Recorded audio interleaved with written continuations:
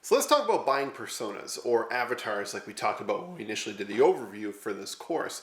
But a buyer persona is a very useful tool for your business when it comes to marketing and sales and even service to know, what type of persona people are into. So one of the things that you need to consider when developing your buying persona is that you need to look at all different avenues of that person. So what exactly is a buying persona? Well, a buying persona is a semi-fictional representation of your ideal customer based on your market research and real data of existing customers. When creating your buying personas, consider including your demographics, behavior patterns, motivators, and goals.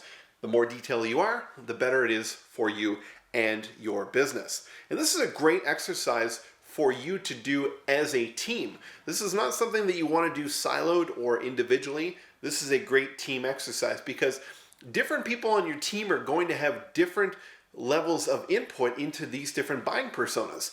And you may have just one or two, or you could have 5 or 7, right? You could have different buying personas, and different products and services you offer could have different buying personas for it. So having to narrow it down. It doesn't mean that every variation on a person has to have its own persona. Really, you're going to try to find your most ideal one. So there's going to be some things that you need to look at to develop that persona. And this right here is a checklist of some of the questions that you would look at. For example, the role, right? What is the role of this person in life, right? What is their title? How is their role measured? What does a typical day look like for them? What skills are required for that role? What knowledge or tools do they use?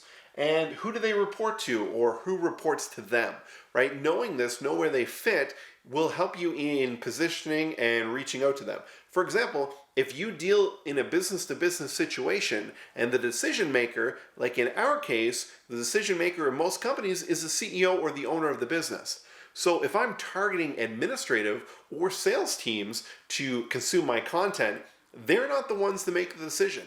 So when it comes to the whole decision phase, my ultimate goal is to have that decision maker there for that final pitch, that presentation, or whatever the case may be. What industries or industries does the company work in, and what the role is in that industry? What's the size of the company, the organization? Some goals, what are they responsible for? What does it mean to be successful in that role? What are some of the challenges? What's the biggest challenges that person is facing? Because that right there is going to determine a lot of the content you're going to create to get them from awareness to consideration and ultimately into the decision phase. But you need to get them aware of who you are and that you have a solution to these challenges that they have.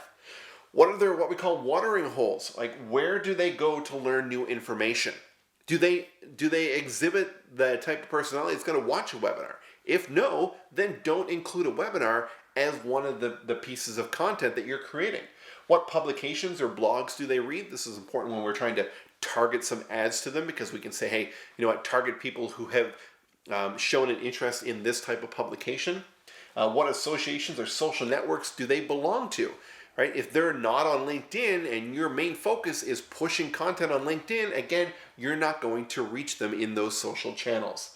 You know, their persona or their personal background, like age, family, are they married, do they have children?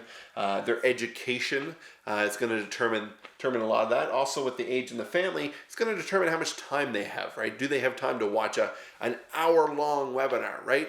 If they're very busy, probably not, right? You're going to need to get in smaller bits of content, smaller pieces of video for them, make it really easy for them to consume.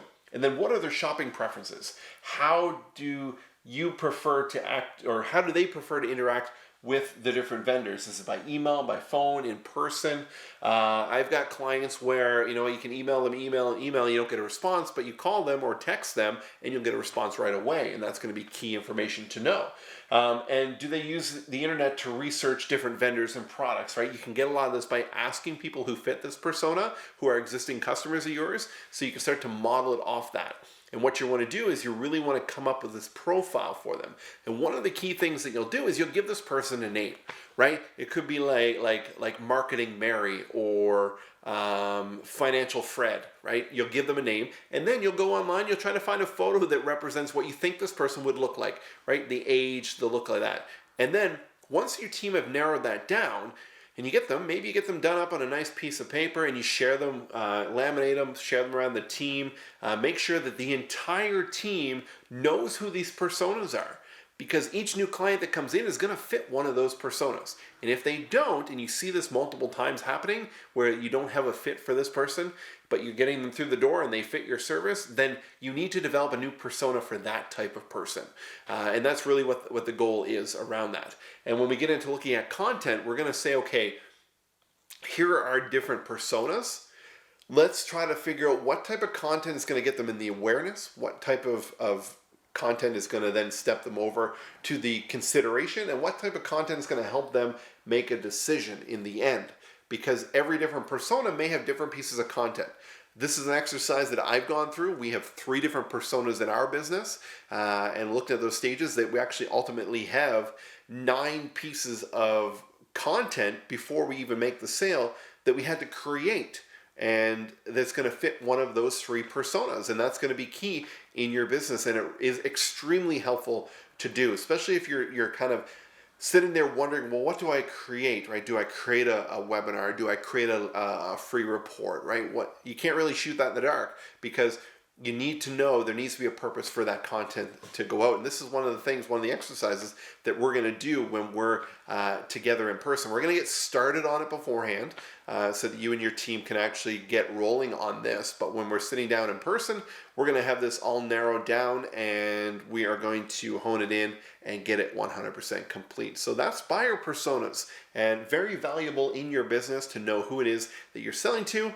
Equally as important to know who it is that you're not selling to.